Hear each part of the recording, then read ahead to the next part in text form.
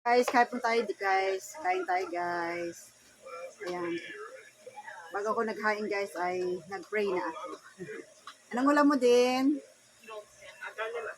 Nilaga? Okay. Ako guys, ang ulam ko ay toge. Kain po tayo guys. Tapos itong pusit. Kana guys, maaga ko namalengke. Tapos may nagbayad din ako sa tubig namin. Kasi nga hindi ko na-askaso nung bali na penalty na ako. Na penalty na ako sa tubig, sayang. Kaso nasa hospital kami nung asawa ko, nung operahan siya. Ilang araw kami sa hospital, kaya hindi ko agad na bayaran. Tapos ayaw ko rin bawasan yung pambayad namin sa hospital. Tapos ngayon na naman ako guys nakapag-video, kaya pasensya na po. At sa gabi po ako nakakapag balik-balik. Pagka habang naglilinis po ako dito sa kusina, doon lang po ako nakakapagbalik-balik. Kasi naasikaso ko rin po yung asawa ko. Tapos lahat ng kailangan dito sa bahay.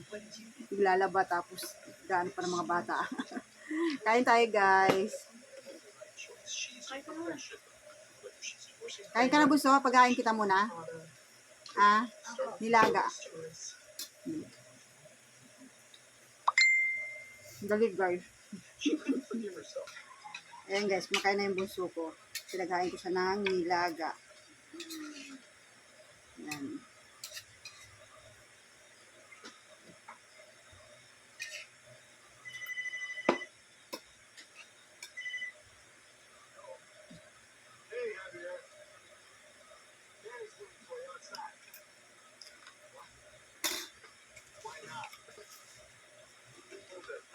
Mainit pa nak na yung sabaw na anak. Dahan-dahan.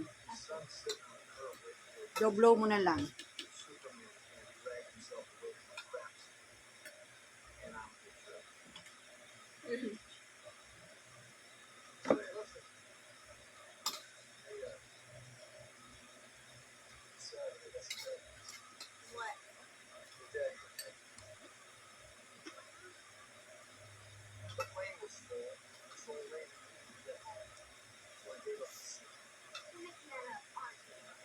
At sa mga pala guys, sa mga kaibigan ko dyan sa YT, lahat ng sumusuporta po, sa mga napapadaan lang at nadadaanan ng aking YouTube channel, maraming salamat po sa inyong lahat. God bless po sa inyong lahat. At sa pangunawa, maraming salamat po.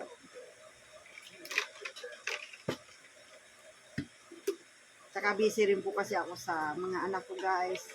Pag luto, hatid, linis. Pag naghahatid na ako guys sa mga anak ko, kaya medyo matagal na sa school kasi nga hinahatiran ko sila ng pagkain tsaka sundo na rin. Nakakapagod pero yun talaga ang gawain ng isang nanay.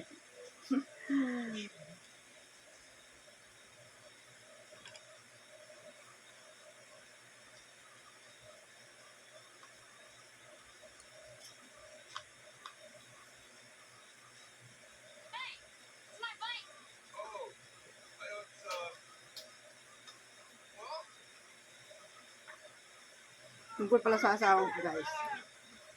Ano yun?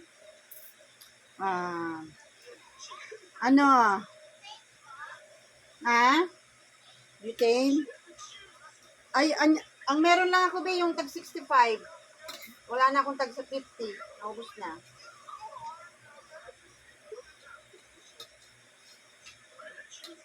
About sa asawa ko pala guys. Yung tawag dito, patawid po sila ng pedestrian lane. Tapos, naka-stop na ang mga sakyan sa unahan. Nag-giveaway na. Stop na talaga guys. Ayun nga po, may bumarurot pang mabilis na sasakyan. Hindi nakitang naka-stop na ang mga kotse. Dumaan pa sa gilid. Ang bilis. Tapos, iniwasan niya yung dalawang masasagasaan niya, pero hindi niya naiwasan yung sa asawa ko. So, yung asawa ko po ang tinamaan. Masagasaan niya po.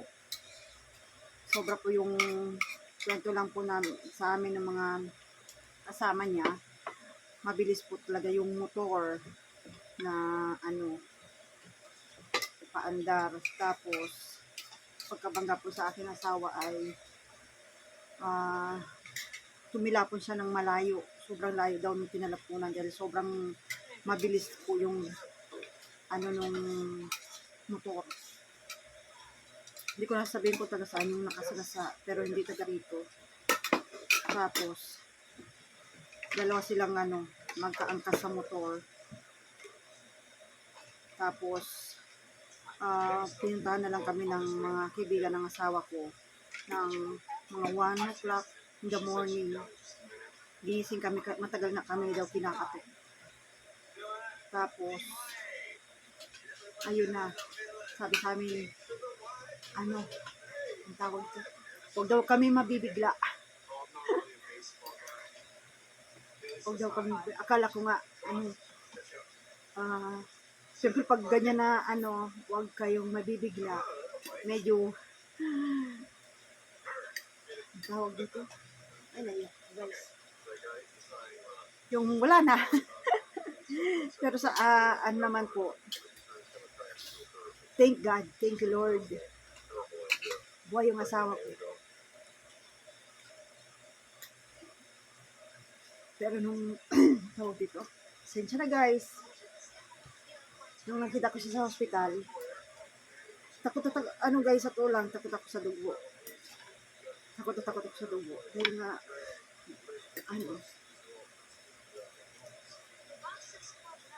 naambos yung asawa ko.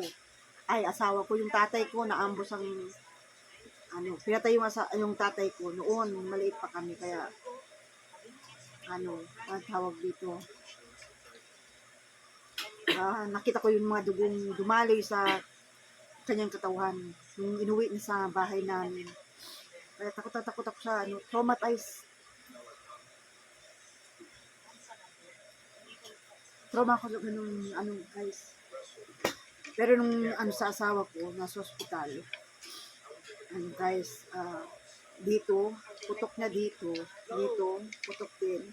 Tapos dito, sa noo, ayan, putok yan, hindi madalo yung dugo dito guys.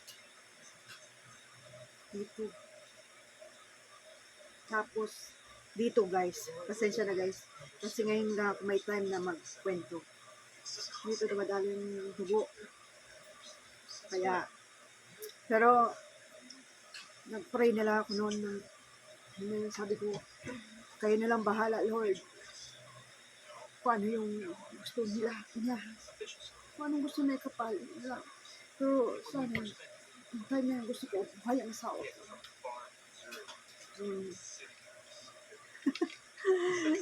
Ay, ako.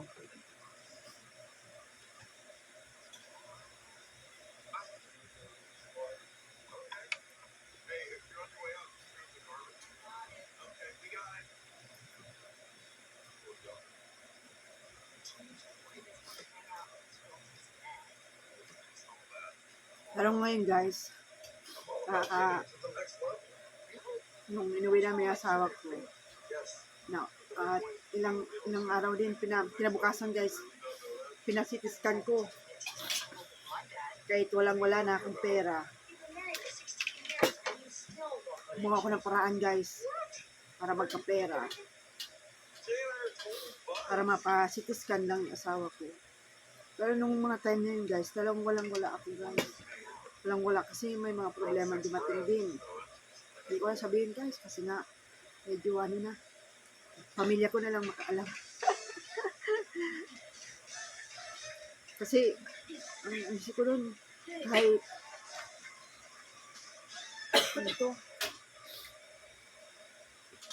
kahit anong sama ng nangyari, mga nakaraan. Tapos may dumating na trahedyang ganito nga guys. Makakalimutan mo pala yung galit. mangingibabaw yung awa. Awa at saka pagmamahal. Yun. Siyempre, sa yun tatay ng mga anak ko.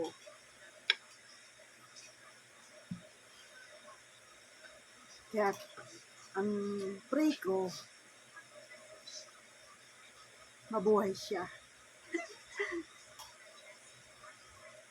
Kaya, kahit nung inuwi namin siya, kahit kita mo siyang maawa ka, malulungkot ka, pero kailangan mo lumaban.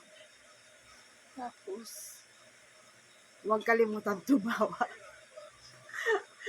Pinapalakas namin yung loob niya, guys. Kaya kami tumatawa, nagpapatawa. Kumbaga, pinapalakas namin yung loob niya na huwag mawala ng pag-asa. Yun.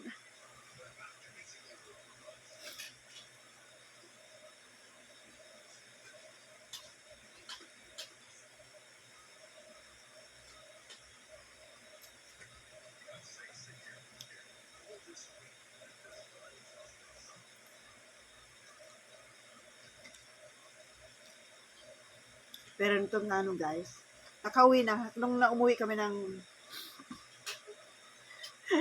guys, nakauwi kami nung August 12, guys, naopera na siya, nakatapos lang niyang maoperahan. Ang hirap pala pag nasa operating room siya, matagal din na operahan. Tagal. Nangawit na nga ako doon sa may labas ng kasi walang upuan doon. Sa labas ng operating room, walang upuan. Sumalampak ako doon, tayo. Kasi nangangalay na yung mga bako. Salampak ako doon, guys. Dahil wala. Sabi ko, bakit? Sabi ko nga yung nakita ko dati doon na sabi ko, bakit kaya nakasalampak sila dyan? Wala siguro, akala ko walang maupuan. Yung pala, naghihintay sila sa operating room na pasyente nila. Ayun, sabi ko, ganito pala ang feeling nandito sa labas ng operating room. Ayun, tapos nung siya, tinawag na ko, dahil nandun na siya sa medyo bungad ng kinumutan ko siya. Ayan, tapos ilang araw din kami sa hospital. Mahirap kasi dami kong inaskaso para kami, mabawas-bawasan yung aming bayarin. Ako nag-askaso yung sa PhilHealth. Ganyan nga, binayaran ko. Tapos, ayun na. Tapos, nung bayaran ko na yon, naghihintay na lang kami. Inaskaso ko na rin po yung kanyang, kailangan. Pagkatapos ko naaskaso yung PhilHealth. Ayun. Tapos, nung napirmahan na ng asawa ko yung lahat ng papel, sabi nung mababait naman yung nandun sa may record, sa may PhilHealth. Ayun, ayan, papirmahan mo na lang dun sa may billing, ipasa na lang to at makakalabas na kami. Yun, hintay na lang namin yung signal ng aming doktor. Ayun, at nakalabas kami nung 12 na ng hapon. Diba, alam kung 4 na yon or 5. Tapos, ang lakas pa ng ulan, guys, nung umuwi kami. Ang dami namin bit-bitin. Ang dami namin bit-bitin. Nung umuwi kami. Tapos, ngayon guys, nagpapalakas na lang po siya. Tapos, kahapon nga bumalik kami, kaso nga lang, ang tawag dito, nga yun, anak? Walang pasok, no? Government, no? Kahit yung suspension ng tapos pati government walang so ang doktor na follow up check up sana po namin kahapon, kaso walang doktor na all government. Tapos ayun, naghintay pa kami, pero after before mag 4 o'clock ay wala talagang doktor na dumating. So, nagsiuwian kami. Ang dami naghihintay sa kanyang pasyente. Pero walang lahat ay na-operahan. So, balik na kami dito. So, ngayon sana ay sa ENT naman. punta namin sana. Kaso, suspension na naman yung government, walang pasok. So, mabalik naman kami next Monday. And then next, tinan ko sa Thursday kung andun yung doktor. Ako munang pupunta para hindi mapagod yung asawa ko. Tapos, ang tawag dito, tinanong na lang namin kung ilan araw na lang yung pag-inom niya ng gamot kasi baka mapasobra yung pag-inom niya ng gamot. Dito guys. Dito. Saan niya siya naanday? Kaliwa na eh. Ay, kanan. Kanan no. O, sa kanan siya guys. Dito. Dito na bali yung buto. Durog din. Sabi ng doktor. Nadurog yung buto niya. So, medyo mahal yung ikinabit na bakal para lang pagdugtong yung dito niya, yung parang sa hanger ng ating buto dito. Medyo na mahal siya guys. Pero salamat sa mga tumulong sa asawa ko, sa mga sa mga boss niya at sa mga kapatid ng asawa ko. Salamat.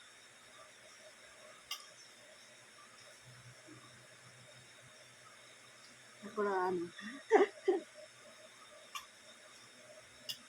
Yan guys, dito muna guys.